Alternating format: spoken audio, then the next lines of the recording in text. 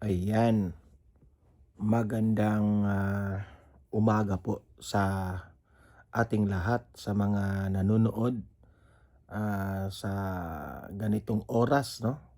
Ano na bang oras ngayon? I think it's 2 o'clock in the morning, no? Kasi i-upload ko ito, I think makikita nyo ito mga around 3:30 na, no? So, ngayon sa pag-record ko ngayon ay it's already 2 o'clock in the morning. So, tuloy-tuloy pa rin yung ating pagva-vlog, no? Kasi umandar na naman yung hindi ako makatulog, no? Alam niyo naman na gusto kong mag-comment, mag-react sa mga nangyayari ngayon, no? Sa mga balita. Unahin na natin itong trust and approval ratings ni na Bongbong Marcos at ni Vice President Inday Sara Duterte. Kasi po, napipilitan po yung taong bayan na mako-compare kung talagang sobrang taas na po yung ratings ni VP Sara at si Bongbong Marcos consistent na bagsak pa rin. Okay? Oh. So, may balita pa tayo dito other than commenting dito sa ratings, ha. Oh. So ano bang nangyari?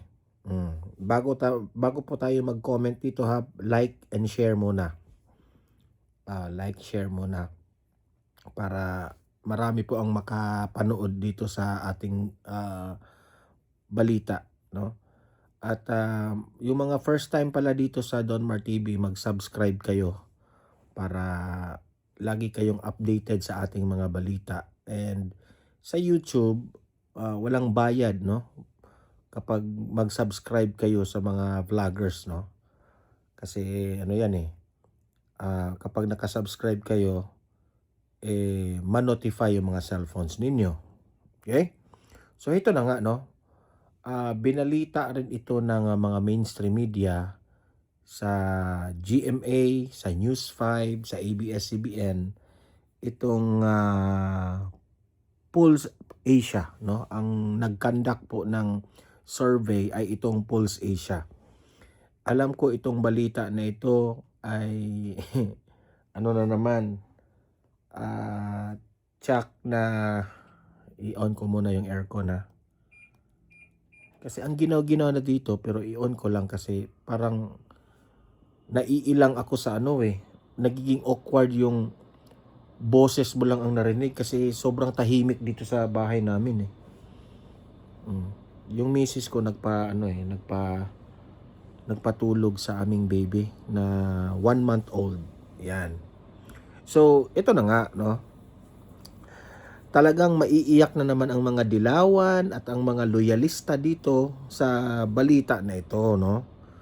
Na hanggang ngayon, marami pa rin sa taong bayan, sa buong Pilipinas, sa buong bansa ang Pilipinas, ay mahal na mahal itong si VP Sara at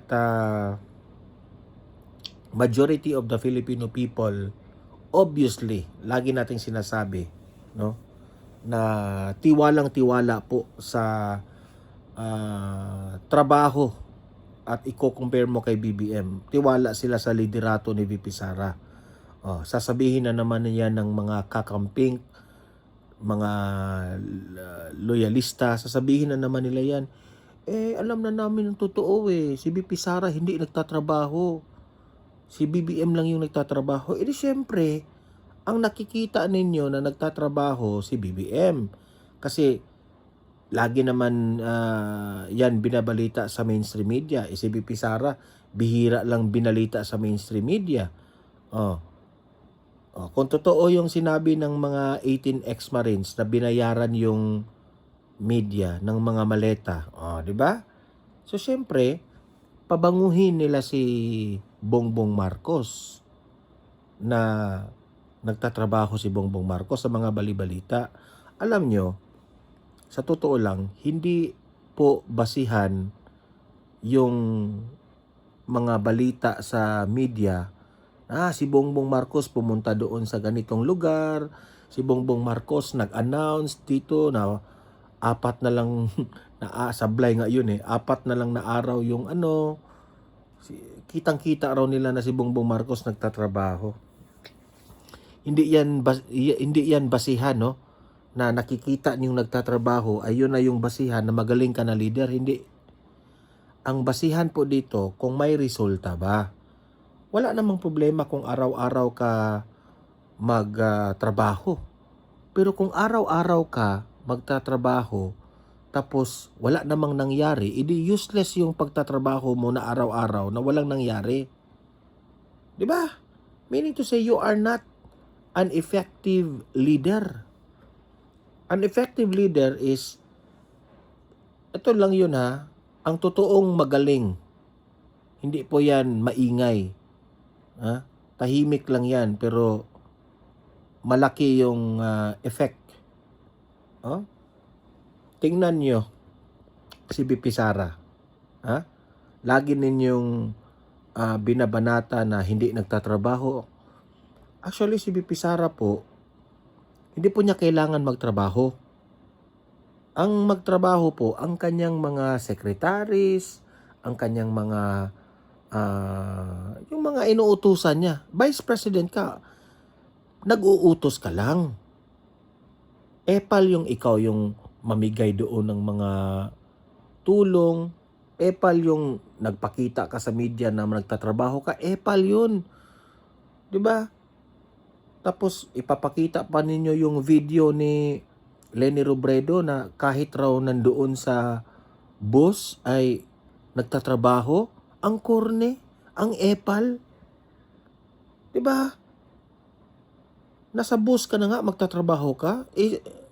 Yan ba ang sa tingin ninyo ang doon dahil nagtatrabaho siya doon sa bus, ibig sabihin magaling na siya na leader?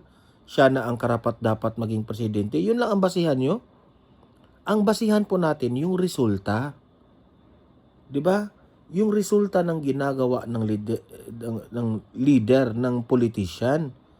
Hindi yung nagpapakita ng nagtatrabaho pero paepal Yun lang ang aking ma-comment diyan. At the end of the day, ang pinipili ng taong bayan ay si BP Sara. Kasi naramdam nila nafe-feel nila Hindi po maingay ito na nagpapakita sa media na ito na yung nagawa ko, ganun, ganyan. Hindi. Si BP Sara po, kusang pumupunta doon sa mga liblib na mga lugar, tumutulong na walang videong nangyari, kundi random ng taong bayan. Tingnan nyo ito yung sabi ni Tio Moreno. Lakihan ko Teka muna, anong nangyari dito? Ayan, lakihan ko. Ito yung sabi ni Tio Moreno. Kasi i-explain ko muna ito. Trust and approval rating. Ang nag-survey ay ang Pulse Asia. Ferdinand Marcos Jr., President of the Philippines versus Sara Duterte, the Vice President of the Philippines. Ito po yung mga trust ratings nila Ang trust rating ni BBM is 35%. Ang trust rating ni VP Sara is 54%. Iiyak na naman kayong mga dilawan dito. Yung walang trust kay BBM yung mga hindi naniniwala kay BBM, 44%. Yung mga hindi naniniwala kay VP Sara, 26%. Ang liit-liit, di ba? Pero kay Bongbong Marcos, sobrang laki po ang numbers na percentage na hindi naniniwala sa kanya. Kahit naman siguro sino, hindi talaga magtitiwala kay BBM sa ginagawa niya ngayon. Wala talagang tiwala yung taong bayan. Yung nangyari sa Iran. Di ba? Sobrang hina po yung kanyang galaw doon. Yung Vice President na si VP Sara,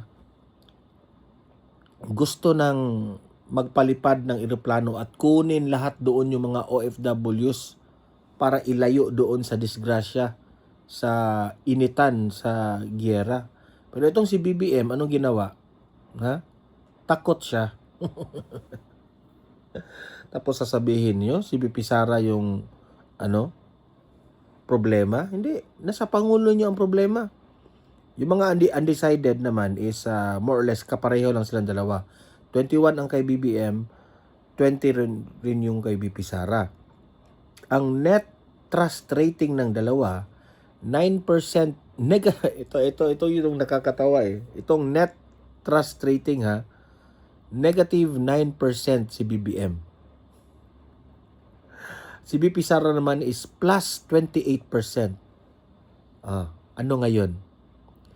The first ever in the history of the Philippines na merong isang presidenteng nag-negative ang net trust rating.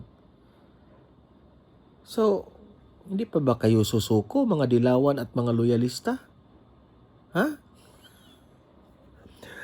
Budol pa rin? Ha? Gusto po nyo pa rin mabudol? Ay nako, ewan ko na lang sa inyo.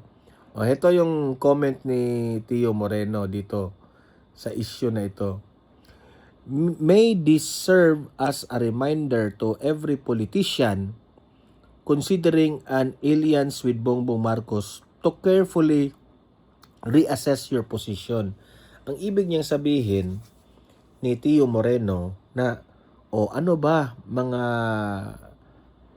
yung mga tiwalang-tiwala kay Bongbong Marcos na mga politicians, yung mga tuwadkom, yung mga sa Kongreso na laging ipinaglaban si BBM. Are you really nag-iisip ba kayo sa inyong political career?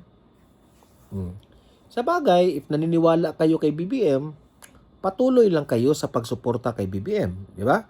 At the end of the day, kayo rin ang matatapos ang inyong political career. Okay? Vice President Inday Sara Duterte remains a formidable political force. Meaning to say, consistent po si BP Sara since 2022 hanggang 2026 ngayon. That is 23, 24, 25, 26. Magfo 4 years ng consistent si BP Sara na hindi talaga iniiwan ng taong bayan at naniniwala kay BP Sara. Those who oppose the alliances she builds may find themselves flashed back into the inidoro once again. Alam naman natin yan eh. Lahat ng mga kumontra sa mga Duterte ay nagiging inidoro during the election. Di ba? Tingnan nyo yung 8 diretso nila Kiko Pangilinan noon, di ba? Talagang na-flash sa inidoro yung si Kiko at ang ibang kasamahan nila. Di ba? A negative 9 net trust rating versus a plus 28 net trust rating speaks volumes. Di ba? Ibig sabihin, ito po ang nagpapatunay o ito po ay signos na umiwas na kayo kay BBM. Kasi kung patuloy pa kayong didikit dito kay BBM, mag-impake na kayo dyan, di ba? It clearly shows where public confidence lies. If this trend continues, the Kainsuka team may very well find themselves crying again in 2028. Good luck. Yan ang sabi ni Tio Moreno. Kasi po, kung patuloy silang yung naratibo nila Hontiveros, Dilima, Jokno na makipag-sanib puwersa kay BBM, kung yun po ang inyong sa tingin ninyo ay tama na stratehiya para manalo kayo sa 2028, ay malaking pagkakamali po yan. Alam nyo ba kung bakit? Hindi ibig sabihin na makipagsanib puwersa kayo kay BBM, ang mga loyalista at mga pinklawan kakamping ay magkaisa. Hindi. balita ko nga, merong mga kakamping na hindi nila gusto ang idea na yan, na magsanib puwersa ang mga dilawan at mga loyalista itong kay BBM. Kasi sumisigaw tayo dati ng Marcos magnanakaw, never again to Marcos. Tapos ngayon, makipagsanib puwersa tayo. Nasaan na yung sinabi natin? Nasaan na yung prinsipyo natin? Di ba? Nakakahiya. At dito naman sa loyalista, sa tingin nyo ba, kapag makipagsanib puwersa kayo sa mga dito kay BBM, yung mga loyalista, boboto rin sa mga dilawan? Hindi. Kaya that is really a wrong move, Hontiveros. Sa bagay, si Hontiveros, malaki ang believe sa kanyang sarili, sige, tingnan natin, tingnan lang natin, di ba? Kahit magsanib puwersa pa ang mga dilawan, loyalista, itong mga makakaliwa, mga makabayan black, good luck sa inyo, hindi pa rin kayo mananalo. Okay? So, I hope kayo, tanggap-tanggapin nyo rin na kung matalo kayo sa 2028, it's all because nagsalita na po ang taong bayan. Okay? So, yun lang ang aking maipayo sa mga malaki po ang believe sa kanilang sarili, no? Na learn to accept the reality. Okay? At pinost ko ito sa page ko mayroon akong ipapakita sa inyo na picture. Okay? Itong picture na ito na ipapakita ko sa inyo, ito yung nagpapatunay raw sabi nila ito raw yung nagpapatunay na si BBM ay nagtatrabaho. Ito yung yan. Kung mapapansin nyo yan sa picture ni BBM, sobrang payat na ni BBM. Sa totoo lang ipinakita ko itong picture na ito hindi para manlait ako kay BBM. Okay? Ipinakita ko itong picture na ito to tell you, mga taong bayan, mga loyalista at mga kakampings, na there is something wrong with the health issues of BBM. Tingnan nyo, sobrang payat niya. Sa tingin ko, seryoso po ang sakit ni BBM. Okay? Sa tingin nyo, if natutuwa ako dyan, na napumayat si BBM, or sa tingin niyo pinag-pray ko na deserve mo yan BBM kasi pumayat ka. Hindi ganyan ang aking pakay dito, okay? What I mean is, tao si BBM, okay? Tao pa rin yan, tao tayo. Inhumane naman talaga kung kukutsain kung yung kanyang health o babanatan kung kanyang health. Hindi po maganda yan. Kahit ayaw natin si BBM, para sa akin, no, masama pa rin na sa Bisaya pa yan, tunglohon ako si BBM. No, I'm not like that. Okay? Tayo po ay malungkot na meron pong isang tao, mapresidente man o hindi, na merong tao na seryoso po ang kanyang sakit. Kasi sa tingin ko, pumayat siya. Okay? Hindi po ganyan, no? Talagang pumapayat talaga si BBM. Latest picture po ito, in-screenshot ko sa kanyang video na inilabas, nagre-report So sabi ng mga kakamping, mga loyalista at mga dilawan, na kaya raw pumayat si BBM kasi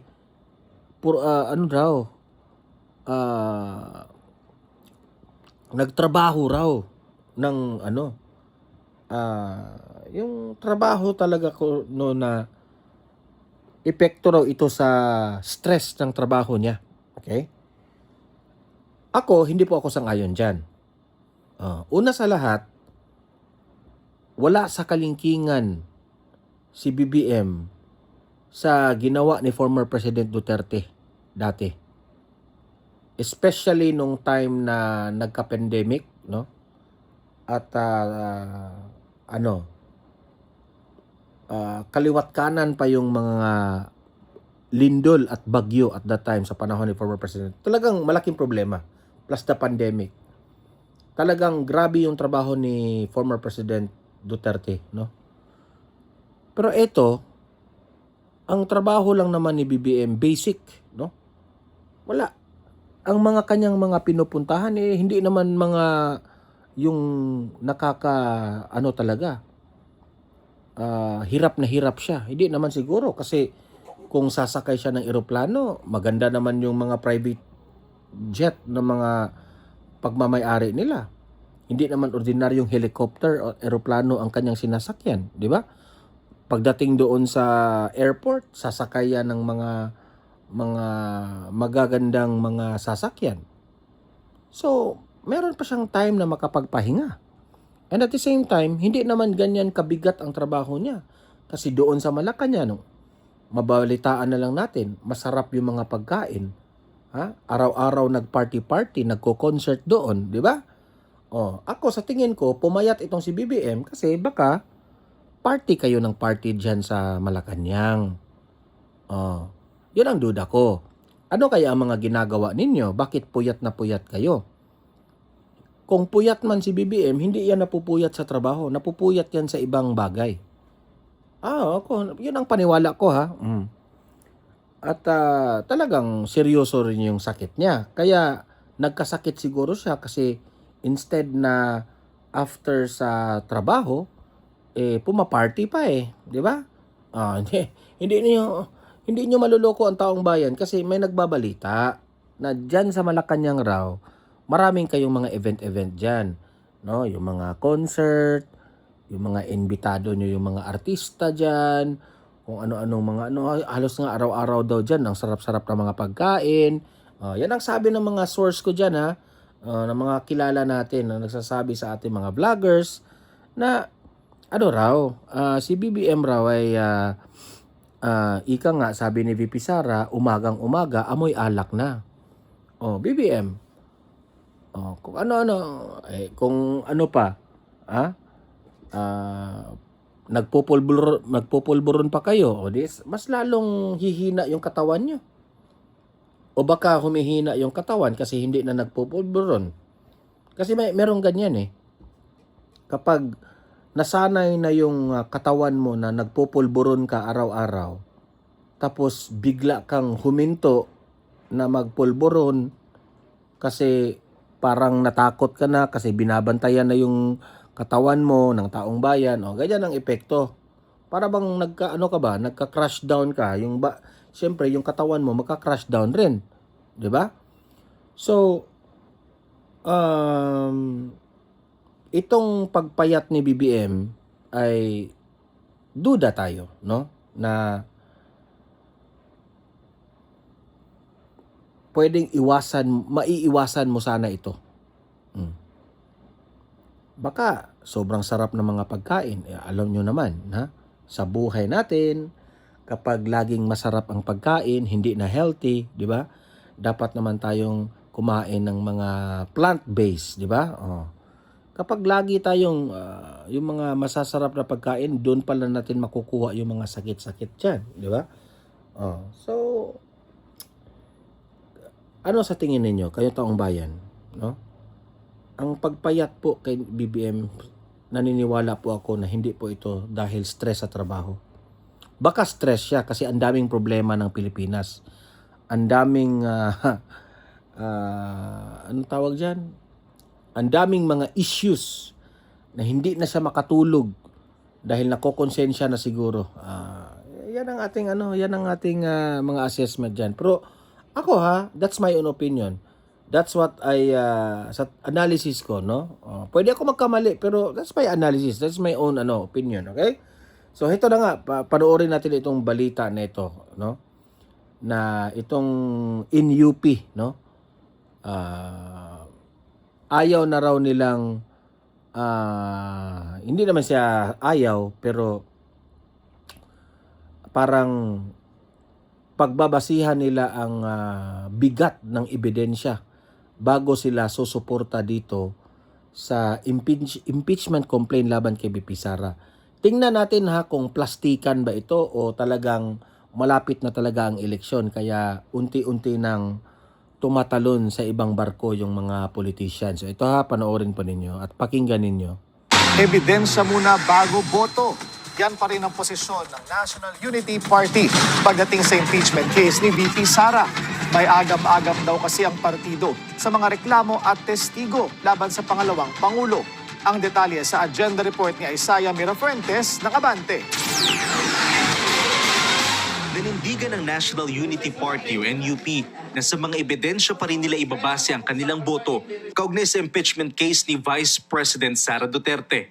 We will look at the evidence. If the evidence is strong, we will support the impeachment complaint. But if it is not, we will not. Pag-aralan ninyo, tignan nyo kung kapani-paniwala yan. Kasi baka paputok na naman yan eh. Kasama sa umani grounds for impeachment ang grave threats. Kaugnay sa naging pahayag ni VP Sara na tila binanta niya ang buhay ng first couple at ni dating House Speaker Martin Romualdez. Ang defensa ng Vice President is a conditional threat. Kung ako patayin, inutusan ko sila, patayin din to mga to. Kami ang posisyon namin, tingin namin, baka hindi threat yun. Kasi hindi naman siya papatayin eh. Di ba? So, the condition of the threat, wala naman chance na mangyari yun kasi hindi naman siguro papapatayin ng administrasyon. Sa issue ng paglustay umano ng confidential funds ng OVP at DepEd, wala pa naman daw sapat na ebidensya na may ninakaw ang pangalawang Pangulo. Sa mga akusasyon naman ng umunay bagman ni VP Sara na si Remil Madriaga. Ito sasabihin ko sa inyo kung ikaw nakakulong ka sa bikutan, kahit sabihin sa'yo na sabihin ang buwan ay itim, no? Pag nandun ka sa kulungan, sasabihin mo yung buwan itim. So, when we're looking at testimony coming from somebody na nasa kulungan, siguro pag-isipan natin na mabuti as representatives of the people. Kasi ito yung parang nagsasalita ito para sa NUP, no? Siya yung parang spokesperson ng NUP, si Representative, kakalimutan ko itong pangalan to eh.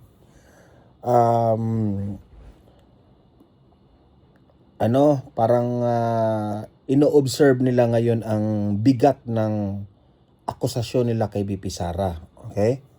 Dati ito sumuporta ito na ma-impeach si VP Sara ngayon bigla nang nag-iba ang kanilang ihip ng hangin parang naninigurado na sila na bago sila susuporta sa impeachment complaint laban kay VP Sara ay sisiguraduhin raw nila di umano na mabigat yung ebidensya. Parang nagpapahiwatig o nagpaparamdam kay VP Sara na para bang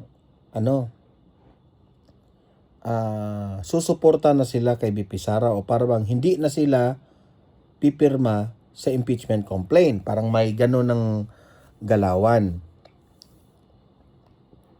Now, dito sa Donmar TV, gusto kong ipaalam sa inyo na wag po kayong magpadala dito sa mga ganitong galawan ng mga politicians. Remember, these are politicians. Mahilig po ito maglaro sa politika. Okay? Ayaw po natin ng trahidor. Ginawa na po yan ni na BBM. Okay? Nila F. Eliza na trinahidor nila si VP Sara. Ngayon, papayag pa ba tayo? Whether they will vote or they will not vote for the impeachment complaint ni VP Sara na matuloy itong impeachment case, ang pagbabasihan natin ay yung dating pumirma doon sa impeachment. Kasi ayaw po natin yung mga politicians na balimbing, na nakokontrol sa pera. Kasi ganyan na po ang takbo ng politika ng Pilipinas. Pera na po ang pinapaandar, pera na po ang nagpagalaw kung sino ang mananalo o hindi.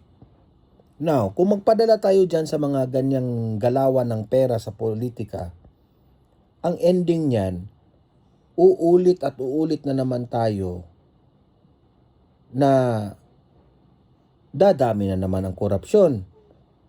Kasi hindi naman papayag itong mga politicians na ito na gumagasta sila during the elections ng mga milyon-milyon o bilyon-bilyon na mga pera, tapos hindi nila mababawi yan. Kaya itong mga some of the politicians, if not all, babawiin nila yan through projects. Kagaya ng mga natuklasang anomalya sa flood control. Doon nila yan babawiin. Ito yung mga politicians na malaki ang kanilang naigasta during elections, tapos babawiin na nila kapag sila na ay nakaupo. Okay? So, hindi ko ibig sabihin na mga corrupt itong mga NUP ha. Ang ibig ko lang sabihin, magbantay kayo.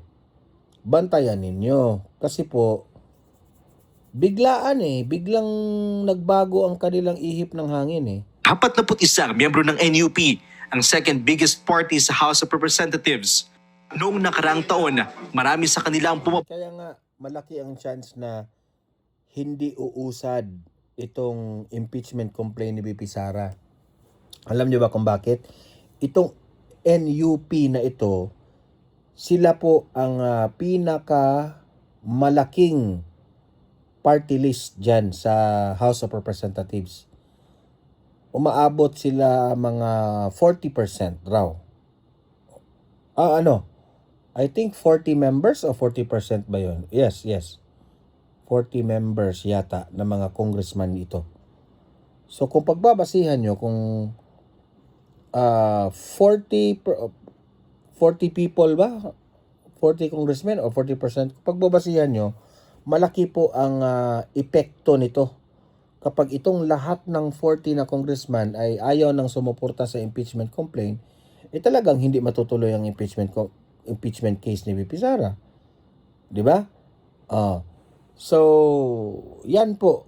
Malaking issue po ito kasi po, ito po yung pagbabasihan natin kung kontrolado pa ba ni BBM, ni Martin Romualdez, o ito bang si Speaker D, no?